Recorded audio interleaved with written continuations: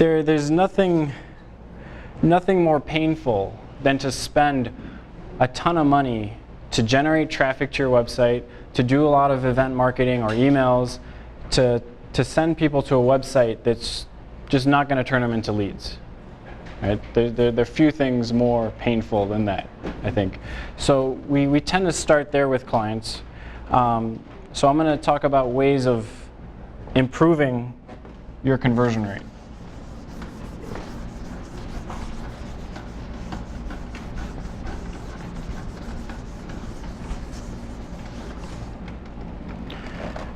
So, what you need is, first of all, an effective design. What is an effective design? This is your web page. Okay?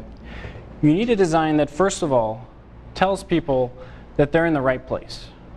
Most website visitors, they click on something, they get to a web page, they tend to think that they're in the wrong place. That is actually their assumption by default, especially when they're on a new website. When they're on your website for the first time, they have no idea what's going to happen when that page loads. Really no idea. And speaking of page load time, that's a major factor. This is probably one of the #1 killers of conversion rate. So conversion rate, once again, being the percentage of people who take a desired action on your website. Next, you want to use web conventions. Okay, a lot of designers will come out and say, hey, we need this really creative design, and we're going to do this awesome award-winning website. No. You put your logo here, top left. This is where everyone who goes on the web, this is where their eye starts to scan your page. Don't put it in the middle, don't put it to the right, don't put it in the bottom. This is where they identify what website they're on. Okay, I mean, if you're a branding agency or something kind of creative like that, you're an artist, fine. But if you're a business just looking to have an effective basic page, I mean, this is where you want to go. Logo, a tagline. It can be a marketing tagline, one that kind of has some words that are not quite clearly defined. But you want to try and explain in 2-3 words what is it you do. Bam. All right. Have a clear navigation, and then have a strong message. Okay? Your messaging has to be clear. It has to tell the visitor, I'm in the right place. That's what that has to do.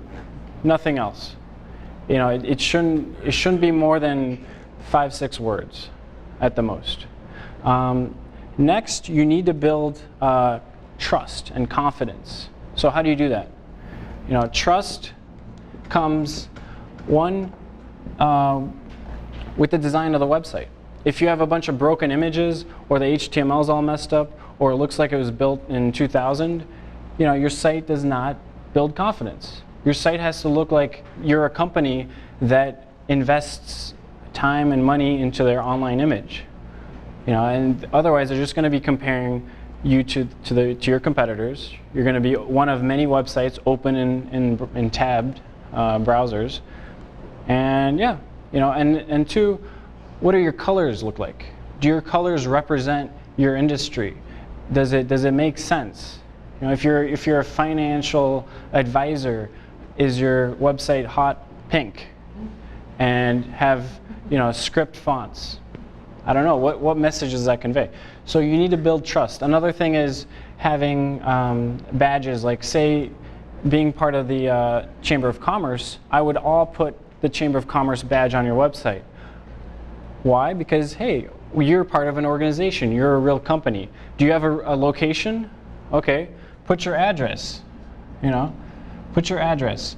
Put some badges on the page. Show that you are a real company that can be trusted, that is credible. Okay? You gotta get permission for that too, right? Sorry? Don't you gotta get licensing? Of course, you need to.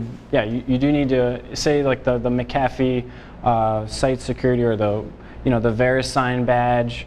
Yeah, you do need to sign up. It costs money, but that gives an added level of security. And don't put them at the bottom of the page like every website does. If you create them, they'll probably give you the code, like a code snippet to put in your site. Yeah. Because they want you to promote that. Yeah, right. Yeah. Thanks. You'd put your address on your main page? I would put it somewhere very prominent, yeah. Or at least, like your phone number. Having a phone number prominently on the page. I mean, you do want people to call you, right? This right away establishes, okay, this is a company, they're real, they exist, they're in the real world. So it's just establishing a level of trust. Next, you want to build desire. So you've established the fact that they're in the right place, you're a credible company. Okay, now how do you build desire? Imaging, some benefits, case studies, testimonials, whatever is going to make a case. Your salespeople know best, and many of you are salesmen. So how do you convince clients once you're on the phone with them? Well, it's the same thing on your website. Your website should be your best salesman.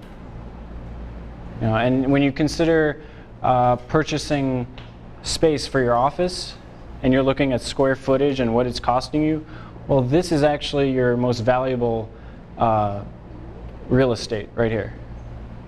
This area on your website. So this is also one of your major investments. You shouldn't just be looking at how to make your office look great. What about your website? Or you have your storefront. Well, what about your website? But are you saying to have all this in the splash page, the homepage? Yes. I'm going to get on to home pages versus other pages real quick. Next is, so you've built desire, they know you're a credible company, all this stuff. Well, what's next? There's got to be a call to action on the page, and that's got to be clearly defined, okay?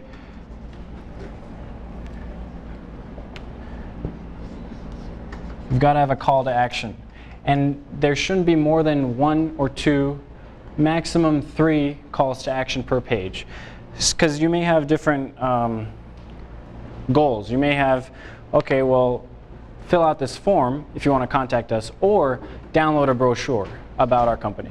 That could be a secondary call to action. So, and you want to have those, if your page is really long, if you have a lot of content there, and it's not a terrible thing to have a long page, that's okay, as long as the page continues to grow the interest of the user. If it's just a ton of text and it goes on forever, no, then you've lost them. But if you continue to entice as they scroll down the page, and you keep showing calls to action, so along the way as they go, if they're, oh, okay, now I'm ready to contact. That's a great idea. So that is your design. Now, another way to increase your conversions is to segment your traffic. So, you're saying about, do you put this all on your homepage? You should, yeah. But also, you should pick where you're going to send who. So if you sell, for us, for example, we do website design, general. We also do e-commerce. So when we have people type in e-commerce websites on Google, we send those people to an e-commerce landing page. It's a page dedicated to what they searched for. So we don't send everyone to our homepage. We want to send people to the page that's most relevant to them, so that this message here relates exactly to what they were searching for. And it's not a broad, sort of general topic. So you want to create separate pages for each of your services or products. And those could be broad categories as well as more refined subcategories.